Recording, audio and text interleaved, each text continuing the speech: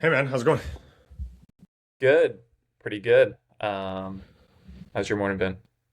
Good. Yeah, just working away and excited to pick this back up. I was away last week, as you know, because we went out actually to your hometown in Vancouver and got away a little bit because Elena had just finished her master's and her 103K FKT, which was insane. So we decided to go to Vancouver for like 4 days. It was a quick little trip. So it was good. Yeah. But yeah, now we're back. And then like we're literally, I think, back for like 8 days, and then we travel with you to Arizona this coming Friday. So I think what's today, Tuesday, so in like 3 days we're travel.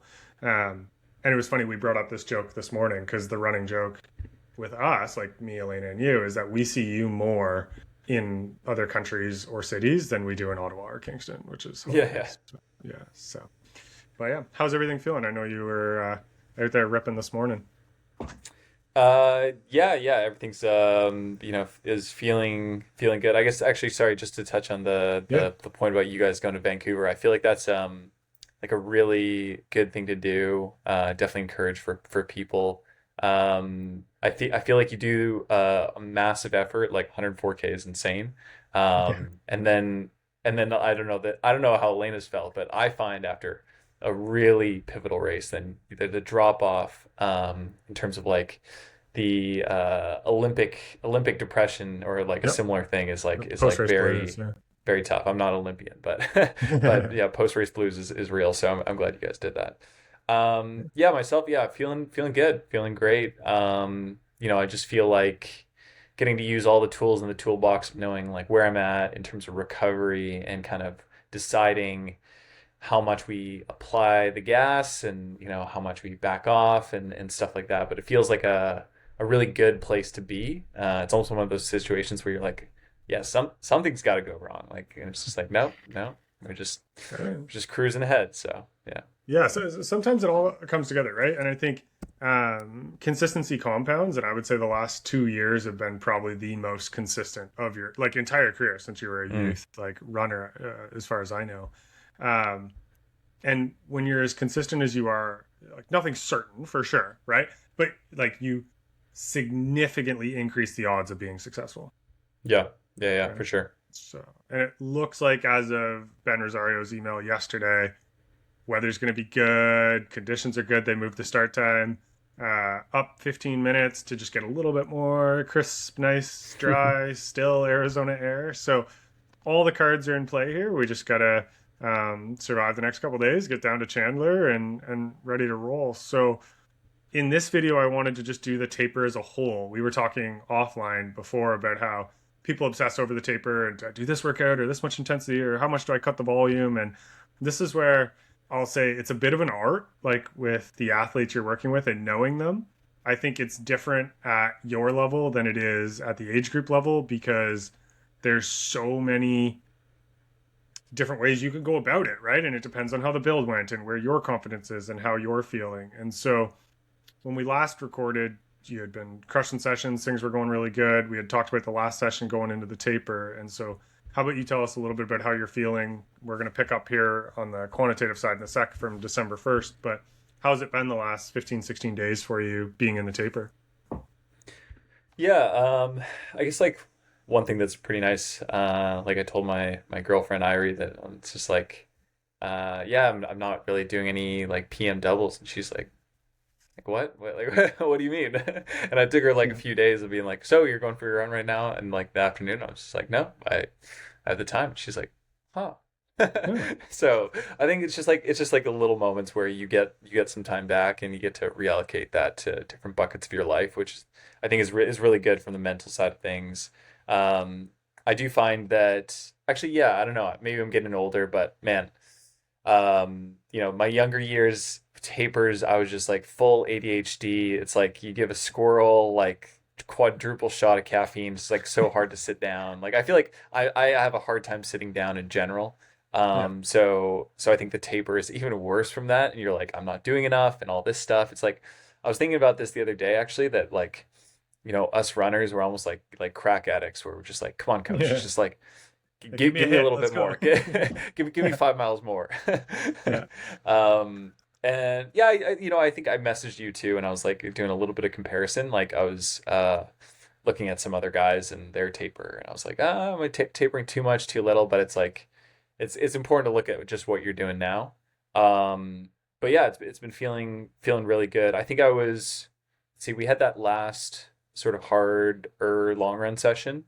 I felt like a little bit fatigued coming off of that, but I did the Sunday session. We'll go into that, and then Yep. some heat training the next day, and then the Wednesday session. I was like, so I needed to do a little bit more recovery, but I was kind of noticing some of those things because I know we're down on volume, and I should feel a little bit better. But then come like the last like sort of hard 5K session, I was feeling great, and I pressed it pretty hard, and I felt pretty great the next day. So it's like little signs like that where you're like, I'm safe, you know. So yeah, like there's you're even though we stacked all the main stuff, it's like almost still like more there's more time and opportunity to get those little wins and build confidence even up to like race day. And I don't think my confidence is like that fragile. I could all go shit, and I think I'd still be fine, and I'll still send it. But it's nice. It's nice to have, basically. Yeah, absolutely. Yeah, and it's been fun to watch, right? Because I know we talked about this a couple weeks ago, where you had a 5K pace session that didn't go as well, and we came back and you're nailing the 5K pace stuff now too, right? With the volume being a little bit more reduced and kind of sharpening that spear. So I'll start to pull this up. So that, like where we last picked off was this one, the 70 minutes at M pace. We talked about that in the last video, and so this is essentially 3 weeks out here, December 1st to 7th.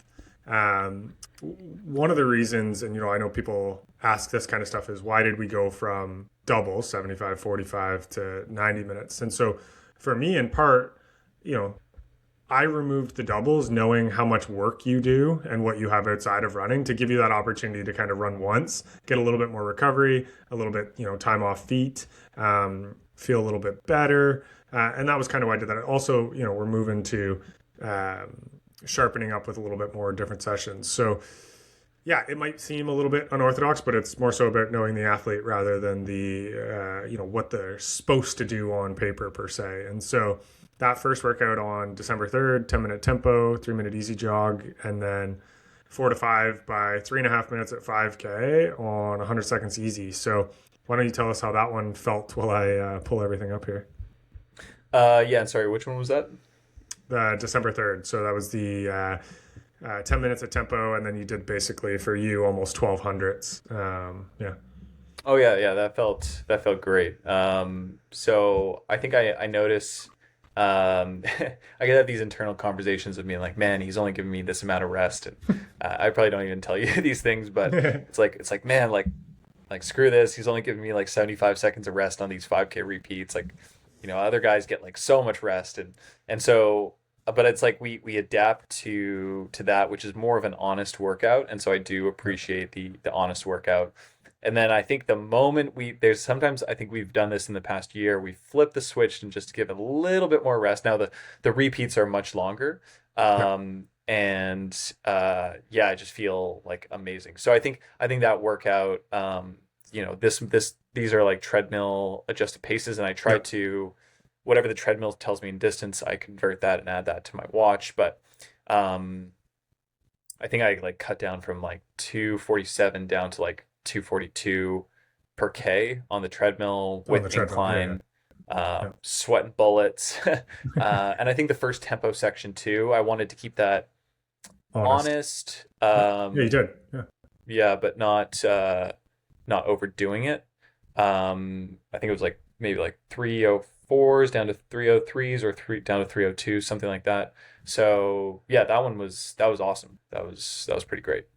Yeah, you were running well on that one. I was just showing the data while you were speaking, and so that was a nice little blended session. Unfortunately, as we've talked about in the other videos, you're stuck on the treadmill, so to speak, right now. But that went well. Continued on with the 90 singles, right? So we're coming to 14 days out here, no problems with volume for you. Like if you think about it, we already went down 50K there, so you were starting to feel pretty fresh. And then we added this one in here on the 14 days out, where we did in kilometers 5K, 4K, 3K, 2K, 1K. So a little bit of like an over under, just kind of moving the legs again. I wanted you to get another piece where you were running a little bit faster than M pace, but tired legs. We know from your recovery that doing something like this 2 weeks out, it's not going to change how you feel. So the tricky part with this one was the 1K steady recovery, actually, which is a little bit more honest than we sometimes do on this work, but I wanted a good hard aerobic stimulus. So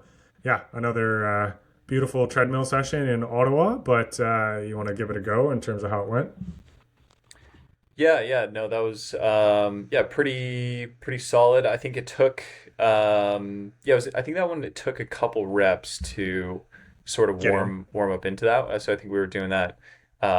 You give me a range, I usually go the upper range all the time. Yep. And so, but yeah, that was good. And then just practicing the bottles too. So Yeah, practicing with this my is the one you had off splits because you were trying to do the bottle, the watch, the treadmill, like all at the same time. So I think you like hit your watch weird for one of the recoveries. You texted me when I was looking at it. Yeah, I think it was that one or the one previous, Yeah. but yeah, regardless, actually, I think this one was fine. Was it? Okay. Yeah, I learned from past mistakes. But yeah, no, it was good, and I think the cut down was really appropriate. And as I went, it was almost like I was recovering as I was going. The body is sort of warming up. You're hydrating more. It really is an art to the treadmill. Like you got like it's an art, but it's also really nice that you have this controlled system that you go every single time. Like I know that Mhm. if I have X amount of water and fluids in my coffee, like 6 to 8 ounces. Yeah. And I don't drink anything else in the warm up to starting the thing. That I'm not going to need to like pee as much because I hate that when you're like imagine if you Oh get on yeah. the treadmill and you're like the the washroom in the Good Life Fitness is like 100 meters or 80 meters down the hall. I'm like I don't have time to I stop. can't And make that so on the recovery. Yeah. yeah. And yeah, and I mean you need to drink more water too because of the treadmill. So just trying to balance some of those things. But it was almost like as I was taking my carbs and fluids and practicing exactly what I had for race day, I almost felt more recovered. And then by the time I was hitting those last two splits, Mhm. that I think was cutting down from like 307 for the 3K, and then 302, 303 for the 2K, and then 300, 259 for the 1K. It was almost like those felt like the best as they went along. So yeah, that was kind of cool. Yeah. What did you think of that session overall for you a couple weeks ago? Because that's one we've done a variation of, but not that exact one. Yeah, no, I think it's really solid. I think when we've gotten to this point in the build, and I think it's only because we get to this point in the build, and then you can give me those exact splits. But I love it when like those splits feel like they feel tough, but I have like a little bit of an upper limit. I could just Yeah. like blast. Like I could have easily mentally been like, oh yeah, 309 or 310s for the first 5K rep. Yeah. And then just like really be cranking it from there. And so I think I appreciate that you know like the exact almost second to Yeah. what to recommend from there. Yeah, no, it's pretty fun, and I think this is always the fun but nerve-wracking part of the build. And so I don't know how many coaches talk about this, but I think the first like 10-ish weeks of a build are relatively easy from a coaching standpoint. Like it's like assign work, check in on work, do work, right? And Mm. I would argue probably coaches more so are questioning during the taper than athletes. Like athletes tend to get pretty good at just like putting their head down, doing the work if they're in a high trust environment. But coaches are sometimes like, oh, is this the right thing? Is that the right thing? Like I pull on a lot of experience, and I watch a lot of top people. I've been fortunate to be around a lot of top people. But this is the part where it almost feels a little bit out of control per se. I'm not saying we're out of control, but as a coach, as you get into the taper and race week and such, you start going like, man, could I have done more? Could I have set him up more for success and all that stuff? And I remember thinking that going into like collegiate championships or nationals and stuff or national team stuff, and 9 times out of 10 it works out the right way it's supposed to, but there's always the 10th time where you wonder, right? So that's kind of where I'm at. But it's not like we're doing stuff we haven't done. When we start showing this last taper week here, like this week that we're in right now, the calendar week, it's the exact same week as Toronto. We might add 5 minutes here or there on the run and stuff, but the tapers haven't been drastically different. So we're that's the part I'm battling back with too all the time. It's like, well, we kind of know, like we've got data on this. This is our third one, and the first two have gone, really well. So high likelihood in our minds that this one continues to go well. But I don't know. Not a lot of coaches talk about that, but I figured I'd throw it out there. Yeah, yeah. No, I definitely agree. I think the pattern is that the coach or good coaches should be able to hold the line of what is the most even, measured, and the simpler path towards what the athletes should do. Mm-hmm. And I think the bad marathons or the athletes that are coming in way under recovered into a race day, or you're like, I don't even know what they're going to run. It's like it's because this is the even path, and they've deviated so much from it. Like I see two athlete types where they start missing runs at a certain point in time just because they're tired or with work, or they're just a general partier or something like that. Yeah. Or you're like that. The other type I see is like the super hungry type who's just like, all right, add on time, add on time, add on time. It's like, well, by week 6, you kind of hit like a pretty good peak mileage. Like Yep. we just need to hold what you Whole. did in week 6 for a few more weeks. Yeah. Whereas I think people get in the mindset like, I need to do more, and it's just like that that amount of mileage just feels so normal to them that they're like, I need to do something bigger and better. So, um, yeah, just holding that even line, and just it shouldn't be anything crazy until the last few weeks. So, yeah. Yeah, absolutely. Okay, let's pick up on.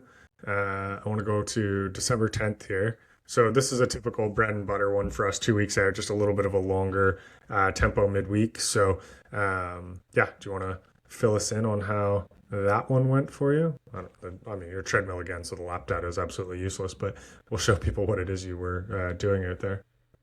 Yeah, no, I think it was like I think I appreciate when I think you program things like sometimes we'll do shorter intervals, sometimes we'll do, continuous efforts, and it's like kind of just nice to have this kind of in between, like the longer connected stuff, because Yep. you need to be able to hurt for longer and be Mhm. comfortable in that zone.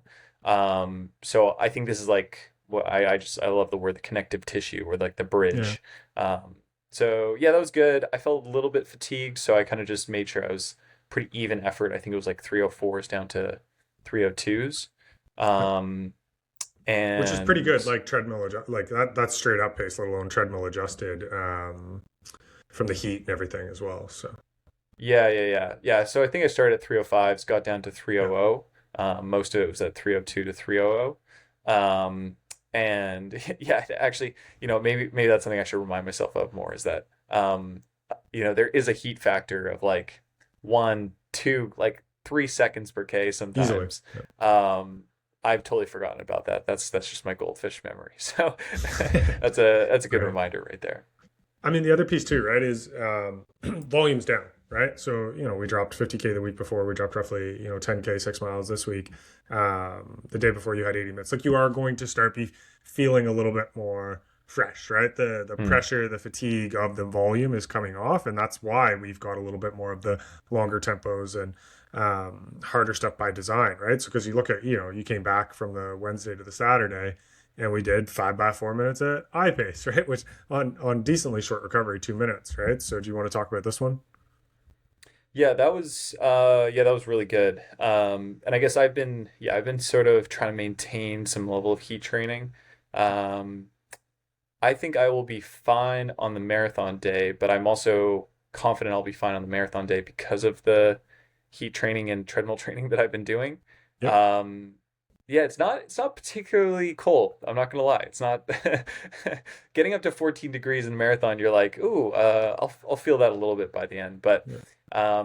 yeah, I was trying to maintain that. I didn't want to do anything stupid on this one. Yep. I stuck to mostly 247 per K. I think the first rep was 248, 247. Most of them 247. The last one was like 245 cut down to 243. Mhm. And yeah, just trying to mentally be in the zone to be welcoming the pain. I don't really shy away from the pain. And I think that's a gift. Where it's a zone that excites me. Mhm. And so, that workout 5 by 4 minutes at 5K eye pace, High pace, yeah. in the heat, that can sting a little bit. So Yeah. I think that was a good one. And yeah, rolled off the next day to feel pretty solid. So yeah. It's funny. I did that exact workout. It would have been like 2015, 2016 in this like upscale gym in Boston. We were down for the Valentine BU meet. I remember Oh this yeah. workout when I gave it to you. For some reason, I thought about this workout because I did it there on a treadmill in like the hot, like it must have been like a friggin' hot yoga gym. And I remember Yeah. just like bombing, not heat adjusting that workout. But I remember thinking about that given I had Boyd beside me on the treadmill. We're just friggin' hammering away after like, I don't know, probably Julianne or someone cranked some 3K or something. But um, yeah, it's a hard session. Like 4 minutes at eye pace is really hard, especially on a Mm. treadmill where you're navigating like cranking the friggin' button down for the recovery and then getting back up and such. And like you're just sweating everywhere. I feel bad for anybody who was beside you, but Yeah, most of the time it's clear, but yeah, yeah, most yeah, of the time it's okay. clear, which is good. Okay. So, in part, like just to give a little bit of wisdom here, why we did some of the like higher end, you saw the 5K pace stuff the week before, the more VO2 max I pace stuff this week was just really sharpening up that upper end of VO2 max. Also, from a psychological perspective, getting into a different higher level of the pain cave. Like, you know, marathon pace is grindy and there's like almost like an annoyance, like a sliver. I kind of describe the pain cave of marathon. You're like, it's just here and it just keeps going, right? But like 5K pace, I pace, like you're getting the bells, you're getting the alerts, right? Like some would call this isn't, but this kind of style is like a fear of God workout. You're like, I'm pretty close to seeing God here and seeing some stars, right? So I like doing that a little bit closer to the marathon, sharpen up, a little bit more mechanical efficiency, but also psychologically knowing that you've hurt a little bit more. So, for somebody like you, when you get to, 30 minutes to go kind of thing, it's like, okay, this isn't as bad as what I did there. So you can kind of do this like calibration type metric. But what are your thoughts? Yeah, yeah, I think we've done that pretty consistently for a lot of different builds. I think um, learning a lot from the Project 13.1 build. I felt like we were maintaining I think we were maintaining like 63:15, 63:20 low pace for like most of it, Mhm. with quite a bit of yo-yoing. But in that last lap, I think it was like last 4K, 5K, I had some like pretty wild split Yeah. for the last 5K, and it was just like this feeling of like, whoa, like I could pick it up, and it hurt for sure, but Mhm. it was like almost like I had a different gear, and I think those kind of things simulate that. Unlike other marathons, unlike Toronto Waterfront, I know I'm gonna have guys. Actually, Waterfront, I did have guys that I was chasing down, but I know I'm gonna have bodies around me in the last Yeah. 5K, and so it's gonna be time to be a gamer and really go for it. Then so yeah, both physiologically, but also just mentally, it helps. And um, another thing I'm trying to think of is like just keeping up some degree of like resistance training, core work, strength. I'm sort of tapering that down. But I think some of these also help you from a neuromuscular standpoint to have, the power output, have some power in your stride to what you can apply force into the ground. Because you can feel like really like loosey goosey coming into the Yeah. race week, and I think people sometimes back off too much. Um, but some of those sessions really develop that, so I think that's also really good. Yeah, it's a good point. Like, I oftentimes we'll see people back off way too much in the last kind of 10 days before a marathon. Mm. So, I don't want to feel tired. It's like, I get it. You don't want to be exhausted or, overdone. But you also still have to maintain like the spring like mechanism of the tendons and the muscles, right? Like, you need that propulsive force. There was just a study on this actually in milers that one of the main difference between like age group and professional milers was the level of spring and propulsion that they had in their lower legs. VO2 Right. max, LT, all similar. It was just their ability to be like more rigid spring type mechanism. So you're absolutely right on that. Yeah. No yoga sessions. No yoga, yeah, don't do it. It's no good. I wanted to talk just quickly about the session that you did this morning before we kind of look at some of the race logistics and whatnot. So I'm just trying to pull that up here. Give me one sec. So second last workout, last real workout in air quotations, because Friday once we get off the plane will just be some 40-second strides, so no big deal there. No need to write home about that one. But just did 20 minutes at marathon pace this morning. How'd you feel? What were your thoughts? Yeah, it was good. I wish I could drive to the gym instead of jog over. Well, Just for short because, sessions like this too, yeah. yeah. Just I had a morning meeting at like 10, and I was just like, oh my God. But anyway, it's vacation next week. It's all good. Yeah. Yeah. Um, but yeah, I wanted like at least 30 minutes of time. So I think I got like 40 minutes total on the treadmill. I'm not going to do some heat training tonight, but I do like these organic sessions that are heat training on the treadmill. Love that. Um, Trying to be mindful, trying to be close to marathon pace, but keep it, reasonable in terms of Effort. effort. So, yeah, I just started at 310s. I usually just, I don't eat, I see a lot of people ease into sessions. No, I just hit it. And then the last, 8 minutes, I was like kind of mostly at 308, per K. Hmm. And yeah, it actually felt better with faster pace. Probably could have hydrated a bit more, but I didn't want to feel like I needed to pee on the treadmill. So, No, but fair yeah, enough. like comparing this here now, that session versus last year, like last year I was like, oh my God, like I think I was just explaining to you before, I was like, this is the recovery line. I was like, just getting up to Yeah. it. And so, now we're kind of like flying, just like, oh yeah, what else too do we need? So Yeah. yeah. No, it's good. And one of the things with having the experience that you have now, it's one of the reasons why I started you young relative by relative standards into the marathon is so when you had big opportunities like this, it wasn't like, okay, I'm going all in for the marathon. Let's see what happens. Like I see a lot of younger athletes coming out of, um, the collegiate systems, or they get really good, and then they're like, I'm just going to do a marathon, and then they save it for like a year or two out from the Olympics, and they're great runners and such. But the marathon rewards people who have taken time to build up to it and get into it and the experience. And I find it's very easy for a lot of people to go in and, like we said earlier, either push the taper or try and gain more or just back off completely, versus you can now go back in that like Rolodex of thoughts from your two previous, Philly and Toronto over the last 2 years, and go, okay, I know what this is kind of supposed to be like. This is comfortable. This is where I'm at, and have a good sense going in. So it brings that calmness when you get into a, this will arguably be your biggest, marathon field or race that you've been in as well too. Yeah. Yeah, for sure. Yeah, there's some solid people going down, so yeah, it's gonna be exciting.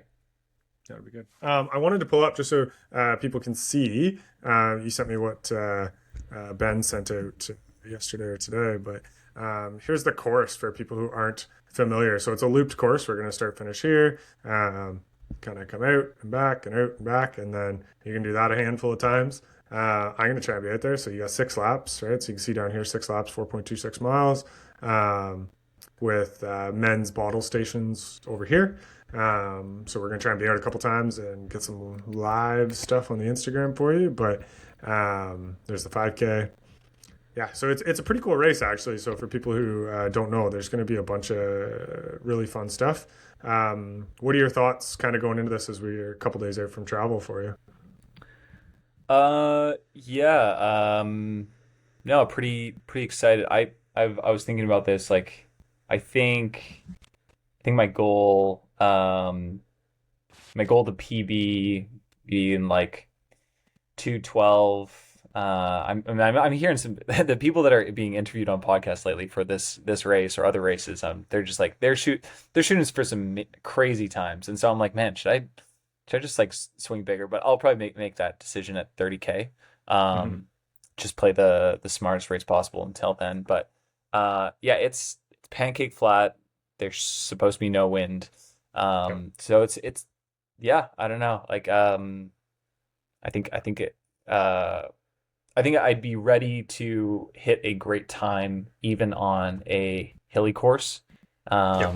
even like a Toronto. And so I think it excites me that I'm like, oh, I've been using these like insanely beat up alphas, and I'm upgrading to some better carbons on race day. I've been doing the heat training and doing this, and then we're tapering down from a whole new mileage. And it's going to be a flat course. So yeah, pretty confident. Those bottle stations, that could be interesting. I'm usually pretty good about bottles and grabbing. But yeah, they had three. I guess they had a few sections of tables. Um, there could be a lot of bodies going into those tables, so I just want Yeah. to be smart there. But yeah, I'd say out of all of my anxieties, that's kind of my the last couple things on my brain. Holding the pace and going out of the pace and then seeing how I feel. That I'm pretty at peace with that. Yep. But it's more like bottle grabbing and those things. So yeah. Yeah, I mean, this is where it comes down to like the small things that just kind of happen on race day, right? And we've talked Mm. about this, like having one or two extra gels, like emergency gels on you just in case you miss a bottle, probably taping a gel to a couple bottles just in case. Um, you know, one of the things I think I'll say this. I had a couple comments and I had a couple people message me, and I think you did too about like liking the hot takes we gave in the last one. So I will go off a hot take that you just mentioned, like people shooting for the moon and whatnot. I find this super interesting. Elena and I talk about this all the time. That there's a bunch of people right now that are constantly saying they're going for the American record on the women's side, or they're going to go to bust this, or hit OTQ, or do all these things, and they just repeatedly don't do it. And like I get it, like trying to talk it up and sponsors and build hype and such. Um, but I also think it's really detrimental psychologically if you put out there that you're going for X time, right? That's like a super high level, something that maybe best day possible you're attainable. I think it's damaging for the athlete going in because then all of a sudden it's that pace or bust. They don't take Mm. into account the weather or the conditions or how they're feeling. And I think you see a lot of athletes drop out or have massive blowups because of that. And I want to be clear, like we've talked about you trying to break 212 in this. We're going to go with the 212 Pacers, but it's exactly like you said. We're going to make an assessment in terms of where the day is going to go after 30K, 35K, and see. Now, knock on wood that the decision isn't made for us earlier based on how you're feeling. Obviously, we want to make the decision, not have the decision happen to us. Um, but I do think it's interesting to see some of that stuff. I think one of the reasons younger marathoners kind of do that is they look at, oh, here's my 10K speed or my 15K speed or my half marathon speed, and that equates to this, so I'm just going to go for it without respecting what the marathon does. And I did this analysis I think 2 years ago, was it 2 years ago, 3 years ago now, where you looked at how many men made the Olympic trials marathon off the actual marathon versus the half marathon, and it was like disproportionately skewed to qualifying off the half marathon. Mm. It's like, why? Because it's really friggin' hard to run faster over the marathon. It's a lot easier to run faster over the half marathon. But to be able to put it together on the day requires a lot and a lot of things you have to do right in the build. And I think a lot of people don't run enough longer M pace sessions, or what some people in the US will call threshold sessions. So some US groups will use threshold and marathon pace kind of interchangeably. And so I don't think people do enough of that long stuff like 60, 70, 80 minutes plus, where it's like, how do you actually feel doing that? Like, how does it go? How do you take down the bottles? I was actually shocked. Here's another hot take. When I was in Flagstaff, how many pros were not on the high carb train? They were taking like UCANs with like 20 grams of carbs every like Oh 40 yeah. minutes. I was like, Yeah, what? Y'all are leaving minutes on the table here, right? So, yeah. I couldn't understand that. But yeah, I think those are things you've learned also throughout it. Like, I think when we went into Philly, there was some cautious excitement for you, but then it was like, oh yeah, some of this stuff's really friggin' hard. I got to do it. And it's not like you weren't accomplished over cross and track and road prior, but it is a big learning experience. So it'll be interesting to see. The other thing is like, on my end as a coach, it's psychologically and socially way easier to bet against people because like there's a higher chance that I'm right that somebody fails and somebody's successful because the thing's so hard. So I'll call myself out for making that assessment there, I suppose. But history also repeats itself. Yeah, yeah, for sure. Yeah. No, I will be, I guess in terms of my goals, I'll be stoked if I PB. And I think that's a really good point. I feel like, yeah, I've seen a lot of marathons where people are like, I'm gonna run this time, and it blew up massively. Maybe looking at a certain elite field in Toronto recently, Yeah. and playing to what you want it to be versus playing what the cards you're Conditions. dealt with Yeah. on the day is a very different thing. And I think it's also like it's very different. Yeah, it's like you prep with the right sessions, or depending on if you're an elite or pro, it's very different if you go out too hard, and what is your like backup pace? Like what is the Mhm. pace that you can sort of slow down to and muscle through? Because if I like go out at 212 and I slow down to like 310s or even 312, Yeah, I'm like, oh, I could still break, 214. two, yeah, or 214 or even 213, depending on how Yeah, much of that how slowdown far is. in you are. Yeah. So yeah, it's like kind of your durability, how you prep that durability in those longer sessions. Um, and then yeah, it's just totally proportional. Like Jacob Kaplimo going out hard and slowing down a Yeah. couple seconds per K. He's still gonna run stupid fast. Yeah. So yeah. Here's another hot take. I think I've said this to you before. I remember talking to Kieran about this when he broke the U23 3K record. It is disproportionately easier for you to run a marathon than it is like a 3 hour marathoner. Oh yeah. Yeah, yeah. Yeah, It's so much 100%. easier. Like, I'm not trying to take away anything from what you do at the top end, but like, if you start hurting at 90 or 100 minutes, it's like, oh no, you have 30, 40 minutes left, right? Like, if an age grouper starts hurting at 90 to 100 minutes, which they typically do, right? It's like, I still have an hour and a half left to go. Like you can be like, okay, I just got to hold on for another 10, 15 minutes. And then I'm like, 5K out, right? There's like, I got to hold on for 21K left on this thing, right? So I do think it's disproportionately easier. And I think that's why when you see elites blow up typically in the later stages of a race, their time is still phenomenal because like if you lose 5 seconds a K or 10 seconds a K, it's really not that much when you're running low 3 minute Ks. Yeah, But yeah. because you've built the durability and the mileage and you can hold on versus if you're trying to break, 3 hours, like 4:15s, you're going to implode to like 4:30s, 4:40s, 5 minutes, walking, etc. Right? Like walking for you is still 5 minute Ks. Like, Yeah, so yeah, there you go. yeah. Or like yeah, like 308 down to 310 across the last 10K, like that's only 20 seconds, So it's Yeah. like and yeah, so like you're like, "Oh, like that's not so bad." Yeah, it also helps break up the race too. So it's yeah, it's Yeah. kind of nice. Yeah. So cool. What final thoughts do you have as you go into these last couple days here ahead of the race? Yeah, I don't know.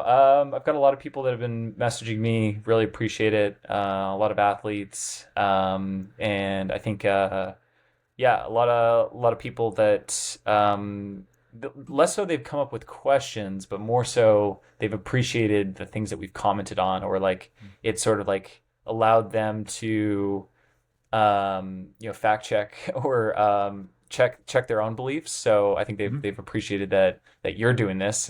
This is not my podcast. This is Yeah. not my episode. Yeah. Yeah. Just for everybody out there, this is Brant's thing, and this is his idea. And I think it's been a fun experience. And I kind of live in my own world. I train solo. Actually, I thought it was very funny that they had. This is my hot take. I thought it was Yeah. hilarious the write up that they did for the privateer project of the marathon project. Like, oh, like I didn't see that. this noble, stoic, like hardworking person who trains full time and works full time, and it's just like that's kind of normal. Like, Yeah. Yeah. and so I don't know. It's just fun to have it all come together on the day, but but I'm not doing anything crazy special, but I guess coming back to the point, I do train solo. It's nice to share that, nice to talk it through. So that's kind of my closing thought. So I really appreciate you for yeah setting this up for us to do more often. Yeah, of course. I mean, we'll do a post mortem as well too, so people can kind of see and hear the reflections and thoughts and what we've learned. But yeah, it's been a blast. I think it's great to showcase what it is you're doing. I think it's great to show people like under the hood a little bit, like what it not only looks like from Strava or whatever, but how the thought process goes, both from the coaching and the athlete perspective of attacking this. And hopefully, people have learned a lot that they can take away for their future marathons and such. I want to be clear, neither of us are saying carbon copy this build. Please do not do that. But in terms of like the thought process, in terms of why we do things and the individualization here, because I know we've both had a lot of our athletes watch this series and comment and stuff, and they're like, "Oh, I've never done a workout like that." It's like, yeah, like because I coach you to be the best version of you, and I coach Tom to be the best version of Tom, and you're the same way. So, but yeah, if people have questions, like certainly comment, reach out to either of us. Happy to, I think both of us are happy to answer more. And if anybody's interested in coaching, both with Tom or me, we'll leave the link in the show notes, and hopefully we can help you have a great 2026. But thanks everybody for who's watched and paid attention and commented ask questions, and we'll have one more kind of post race, and then we'll see what we do in 2026 to bring some more content together. Yeah, like and share with a friend. Always helps. Yeah, there you go. Like, share, and subscribe. That's what I'm supposed to say. There we go. Share with two friends. Two friends. Okay, yeah. Yeah. Share with somebody who's doing a marathon in 2026. We'll get all the plugs in. There you go. All right. Thanks, man. We'll see you soon. See you.